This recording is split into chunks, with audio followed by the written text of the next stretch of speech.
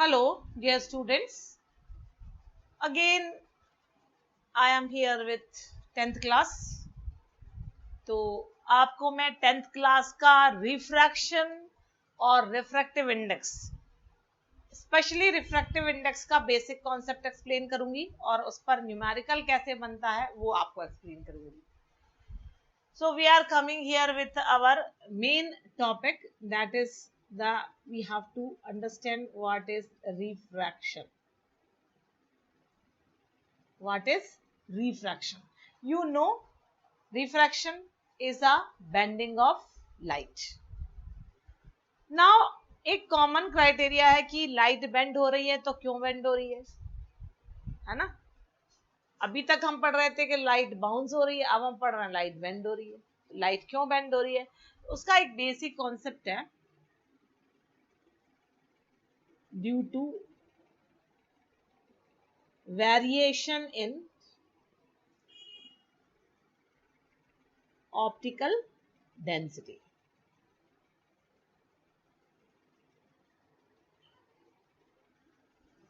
So due to variation in optical density, generally we are having an exhibition of refraction and requirement two mediums with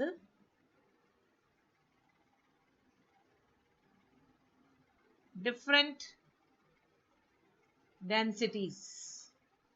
Okay, two mediums with different densities having a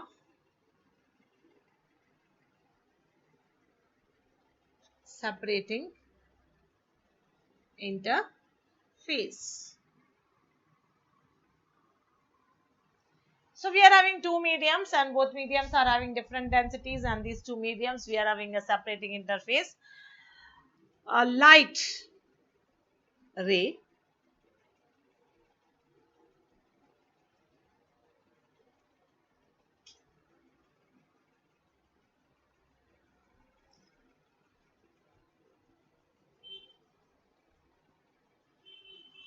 with certain velocity in first medium, मतलब एक कुछ specific velocity उसके पास होगी first medium में, moves to second. If density is high, घनत्व जिसे हम कहते हैं, if density is high, speed reduces, speed उसकी कम हो जाएगी, और जैसे उसकी स्पीड कम होगी, to maintain time, to manage time,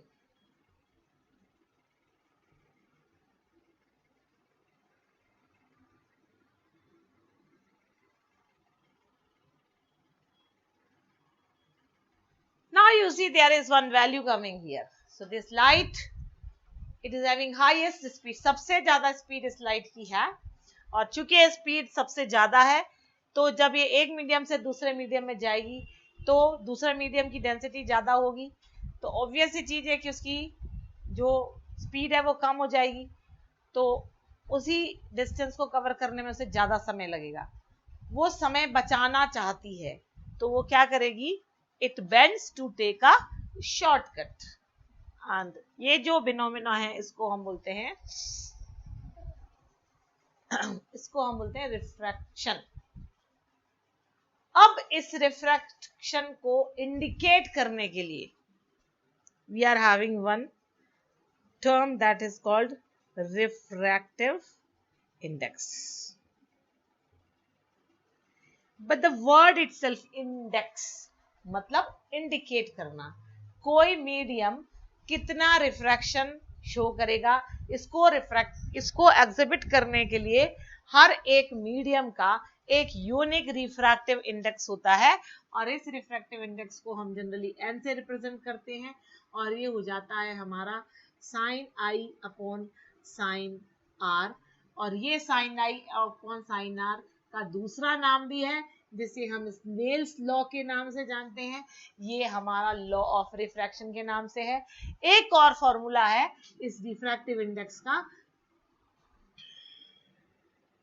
वो है velocity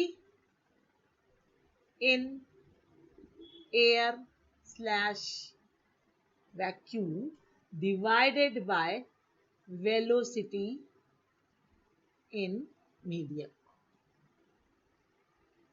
When here one term is coming as velocity in air to vacuum and another term is coming velocity in medium, आपको ये मालूम होना चाहिए कि ये वाला जो रिफ्रैक्टिव इंडेक्स है ये एब्सोल्यूट रिफ्रैक्टिव इंडेक्स है।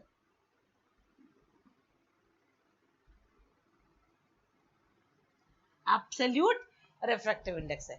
यहां पर किसी भी वेलोसिटी को हम अगर कंपेयर करेंगे मीडियम की तो उसको हम हमेशा कंपेयर करेंगे विथ एयर और वैक्यूम, और इसका जो जनरल फॉर्मूला बन जाता है 3 into 10⁸ metre per second upon bm metre per second, because ratio ये क्या है, रेशियो है ना, दो वेलोसिटीज का रेशियो है, दो वेलोसिटी का रेशियो है, नो यूनिट, इसीलिए रिफ्रैक्टिव इंडेक्स के पास कोई यूनिट नहीं है, मीटर सेंटीमीटर किलोग्राम कुछ नहीं होता है, क्योंकि ये एक रेशियो है। रेशियो जब भी हम लेते हैं तो उनके जो मीटर पर सेकेंड ऊपर से और मीटर पर सेकेंड नीचे से एक दूसरे को कैंसिल आउट करेगा, और जब ये कैंसिल आउट करेगा तो हमको मिलेगी रिफ्रैक्टिव इंडेक्स। ठीक है, तो refractive index equals to 3 into 10⁸ metre per second upon bm। लेकिन हमारे पास एक और रिफ्रैक्टिव इंडेक्स है जिसे हम बोलते हैं रिलेटिव रिफ्रैक्टिव इंडेक्स।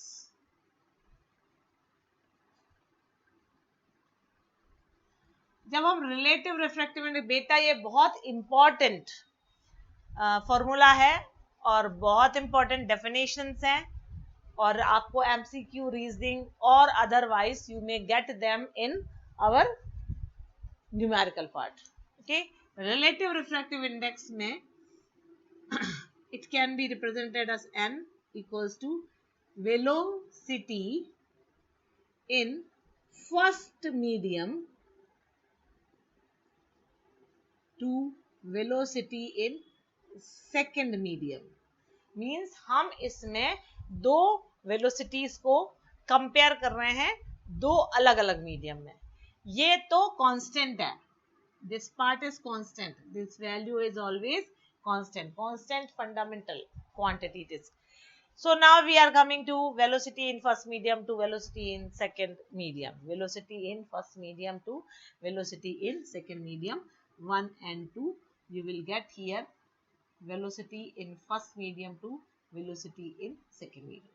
तो ये आपका एक और रिफ्लेक्टिव इंडेक्स आता है जिसमें हमारे पास दोनों मीडियम की वेलोसिटीज दे रखी होती हैं और हमको निकालना होता है reflective index relation of 1 to 2।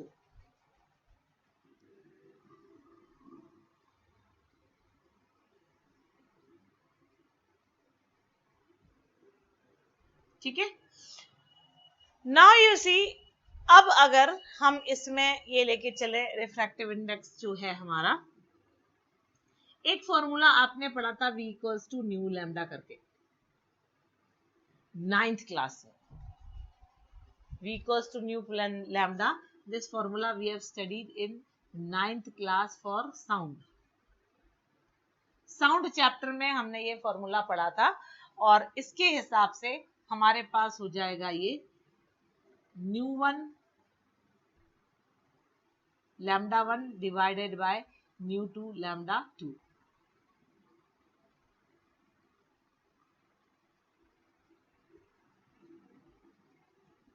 New 1 lambda 1 होना चाहिए, लेकिन आपको ये मालूम होना चाहिए कि new is constant, new is frequency, new क्या होती है, फ्रीक्वेंसी, और ये कांस्टेंट है, तो ये दोनों हमारा न्यू रहेगा and finally it will be cancelled out. So 1 and 2 can also be as lambda 1 upon lambda 2। एक और फॉर्मूला, मतलब आप रिफ्रैक्टिव इंडेक्स को आप एंगल के टर्म्स में भी कैरी आउट कर सकते हैं, इस रिफ्रैक्टिव इंडेक्स को आप velocity with comparing the velocity with vacuum के टर्म्स में भी ले सकते हो। इसके बाद हम इस वेलोसिटी को इस रिफ्रैक्टिव इंडेक्स को दोनों वेलोसिटीज के टर्म्स में भी ले सकते हैं, दो मीडियम की, और उसके बाद हम उसको वेवलेंथ के टर्म्स में भी ले सकते हैं। तो इस तरह से आपके पास रिफ्रैक्टिव इंडेक्स निकालने के कितने फॉर्मूले बन गए, अब 4। कितने फॉर्मूले बन गए, 4। एक क्वेश्चन है,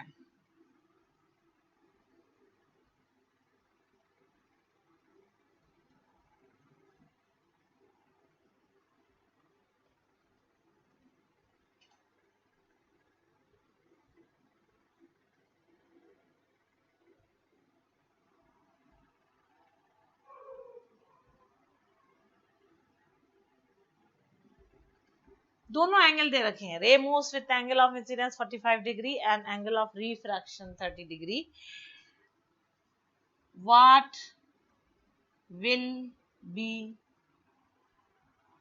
refractive index of medium 2 with respect to medium 1. हमने medium 2 with respect to medium 1 क्यों लिया है? हमने इसलिए लिया है क्योंकि रिफ्रैक्शन सेकेंड मीडियम में होगा, बेंडिंग सेकेंड मीडियम में होगी, जहां पर एंगल कम हो रहा है. रेयरर से हम डेंसर में जा रहे हैं. तो अब आपका हो जाएगा 1 and 2 equals to sine of i upon sine of r, और ये हो जाएगा आपका sine of 45 degree to sine of 30 degree, और ये हो जाएगा आपका 1 upon root 2 divided by root 3 1 upon 2. ये आपको आंसर मिल जाएगा. इसमें यूनिट आपके पास कुछ होना नहीं है. तो इस तरह से हम अलग अलग पैटर्न के न्यूमेरिकल्स इसमें मिलते हैं. अलग अलग फॉर्मूले बेस्ड न्यूमेरिकल भी हम निकालेंगे. जो बेसिक अप्रोच थी इसमें, एक आपको न्यूमेरिकल को सॉल्व करने के लिए मैं आपको ये बताना चाह रही थी कि अगर रिफ्रैक्टिव की, देखिए रिफ्रैक्टिव इंडेक्स के न्यूमेरिकल्स बहुत इंपॉर्टेंट है. कहीं ना कहीं डिग्री ऑफ बेंडिंग अवे और टुवर्ड्स द नॉर्मल हमको इंडिकेट जो होता है वो हमको सिर्फ रिफ्रैक्टिव इंडेक्स के हेल्प से ही पता चलेगा. कितनी बेंडिंग होगी, ज्यादा होगी, कम होगी, वो भी हमें रिफ्रैक्टिव इंडेक्स से पता चले जाएगा. ये जो रिफ्रैक्टिव इंडेक्स है एनी हाउ किसी भी मीडियम की एक यूनिक कैरेक्टरिस्टिक प्रॉपर्टी है, एक यूनिक कैरेक्टरिस्टिक प्रॉपर्टी है. और ये यूनिक कैरेक्टरिस्टिक प्रॉपर्टी इसलिए है क्योंकि वो उस पर्टिकुलर मीडियम की कुछ क्वालिटीज को कैरेक्टराइज कर रही है, कुछ क्वालिटीज को कैरेक्टराइज कर रही है. बेंड ज्यादा करेगा, बेंड कम करेगा, टुवर्ड्स करेगा, अवे करेगा, ठीक है ना, डेंसर है, ऑप्टिकली रेयरर है, वेवलेंथ बढ़ेगी, वेवलेंथ कम हो जाएगी. इस तरह की कुछ पर्टिकुलर क्वालिटीज अलग अलग मीडियम में अलग अलग तरह का रिफ्रैक्शन और सारा जो बेंडिंग है और जो चेंजेस है वो अलग अलग हो जाएंगे. तो ये जो रिफ्रैक्टिव इंडेक्स है पर्टिकुलर किसी एक मीडियम के लिए हमेशा कांस्टेंट होता है.